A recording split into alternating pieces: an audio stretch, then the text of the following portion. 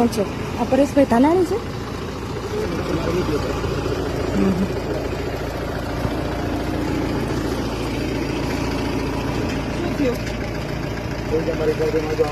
પણ એક મિનિટ, તમે કોણ છો?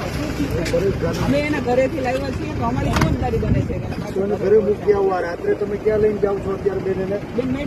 ડરાવવા માટે, ધમકાવવા માટે? નહીં, એના ઘરના સભ્યો સાથે છે ભાઈ, એનો ભાઈ છે, એની બેન છે. ક્યાં ડરાવવા ધમકાવવા? કઈ નહીં બેન, તમને એવું કઈ પ્રેમથી લાવ્યા છે તમારા મમ્મી પપ્પાની મંજૂરીથી?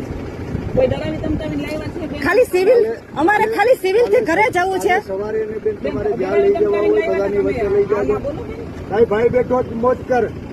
અમે ખાલી સિવિલ જ લઈ જવાના હતા, સિવિલ થી ઘરે મૂકી જવાના હતા એના ભાઈ.